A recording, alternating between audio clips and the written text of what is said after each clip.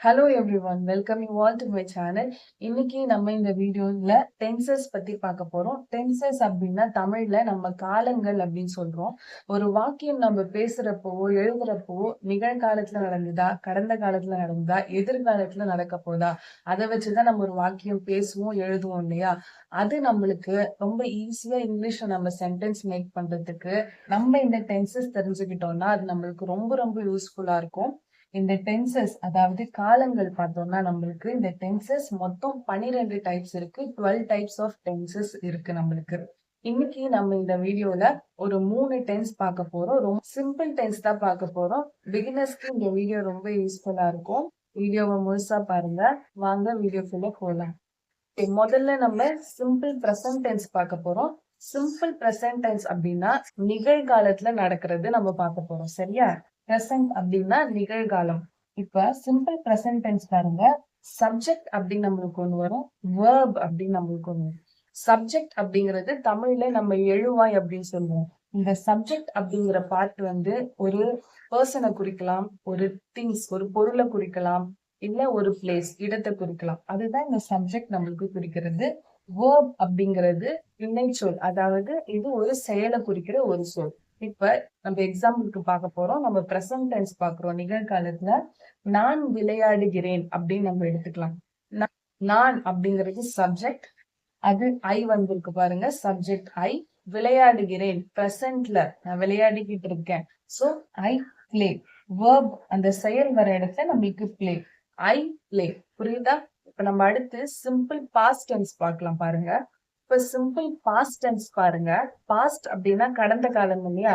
Past டென்ஸ்ல நான் விளையாடினேன். இப்ப முதல் வாக்கியத்துல நம்ம பார்த்திருந்தோம் நான் விளையாடுகிறேன் அப்படின்னு இருந்துச்சு நம்ம தமிழ்ல.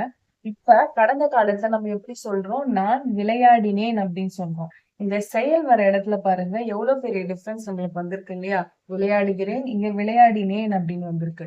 சோ இந்த வேர்ப் செயல் நம்மளுக்கு பாருங்க, இந்த வேர்ப் நம்மளுக்கு இங்கேயும் மாறி இருக்கு. பிளே. விளையாடுகிறேன் சொல்றப்ப நம்ம பிளே யூஸ் பண்ணோம். நான் விளையாடினேன் அப்படின்னு கடந்த காலத்துல நம்ம சொல்றப்ப இந்த செயல் நம்மளுக்கு வேர்ப் வந்து ஈடி சேர்ந்து பிளேடா மாறி இருக்கு. நான் ஐ விளையாடினேன் அப்படிங்கிறது பிளேட் அப்படின்னு. தமிழ்ல நம்ம சொல்றப்ப அந்த வார்த்தை எப்படி மாறுச்சோ அதே மாதிரி நம்மளுக்கு இங்கிலீஷ்லயும் அந்த வேர்ப் மாறப்ப பாப்பீங்க. நான் விளையாடினேன் அப்படிங்கிறது கடந்த காலத்துல ஐ பிளேட் அப்படின்னு வரும். இப்ப ஃபியூச்சர் டென்ஸ்க்கு எப்படி மாறுதுன்னு பார்க்கலாம் வாங்க. சிம்பிள் ஃபியூச்சர் டென்ஸ் பார்க்கலாம். இது எதிர்காலத்தை குறிக்கிறது. இப்ப நம்மளுக்கு சப்ஜெக்ட்டுக்கும் வேர்புக்கும் நடுவுல ஒரு வில் மட்டும் நம்மளுக்கு ஆட் ஆகும். இந்த வில் அப்படிங்கிறது ஆக்சிலரி வேர்ப்னு சொல்லுவோம். தமிழ்ல துணை வினை சொற்கள் அப்படின்னு சொல்லுவாங்க. இந்த வினை சொல்லோட இணைந்து துணையா வர்றதுனால இது துணை வினை சொல் அப்படின்னு சொல்றோம். எக்ஸாம்பிள் பாருங்க. நான் விளையாடுவேன் அப்படின்னு சொல்றோம் இல்லையா? நான் விளையாடுவேன் எதிர்காலத்துல. நான் விளையாடுவேன் ஃபியூச்சர்ல சொல்றோம். அப்ப நம்மளுக்கு அந்த சப்ஜெக்ட் ஐ அப்படியே நம்மளுக்கு வந்துடும். நான் வில் பிளே விளையாடுவேன்.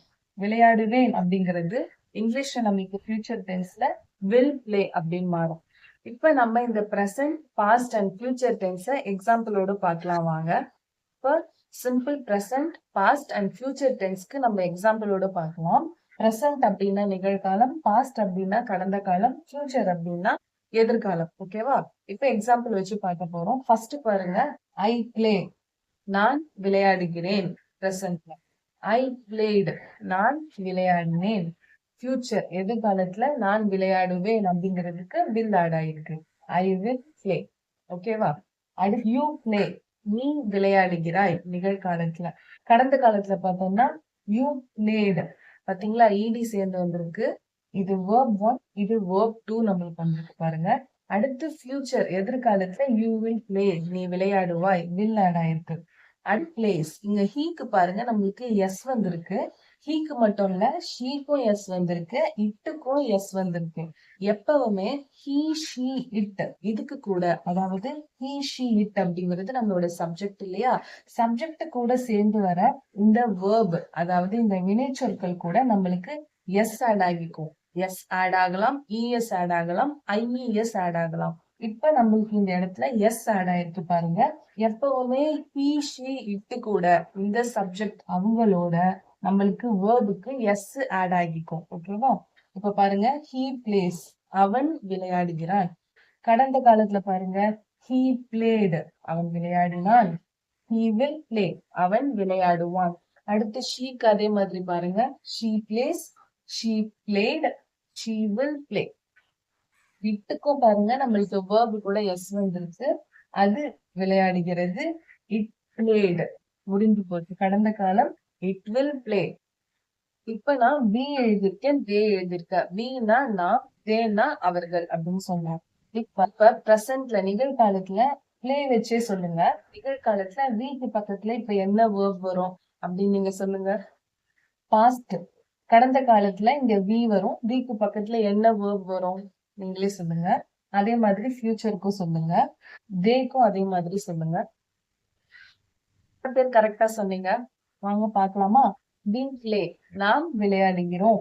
we played கடந்த காலம், அதனால verb 2 வந்திருக்கு. verb 1 verb 2 ed சேர்ந்திருக்கு. ஃபியூச்சர் எதிர்காலத்துல பாருங்க we will play நாம் விளையாடுவோம். இப்ப இடையில நம்மளுக்கு இந்த verb கூட ஆக்சிலரி verb அதாவது துணை வினைச்சொல் நம்மளுக்கு ஆட் ஆகியிருக்கு. ஓகேவா? அடுத்து they play அவர்கள் விளையாடுகிறார்கள். they played கடந்த காலம், சோ ed வந்திருக்கு.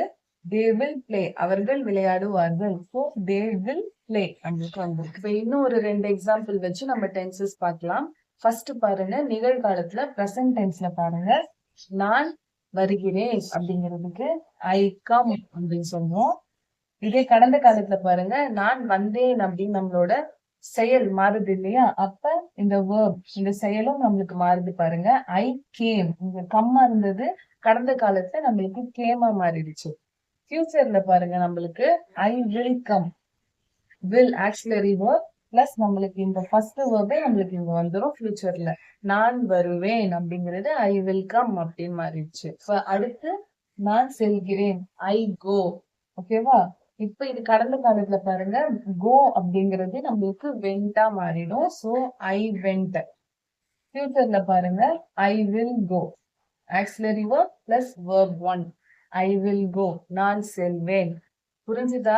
இதுதான் simple present, simple past and simple future tense. இந்த verb நம்மளுக்கு இப்படி மாறுபடுறத நம்ம நெக்ஸ்ட் வீடியோல பார்க்கலாம். எப்படி நிகழ்காலத்துக்கும் கடந்த காலத்துக்கும் எதிர்காலத்துக்கும் நம்மளோட verb மாறுது அப்படிங்கிறது நம்ம நெக்ஸ்ட் வீடியோல பார்க்கலாம். ஓகே, ஒரு ரீகேப் பார்த்துக்கலாமா?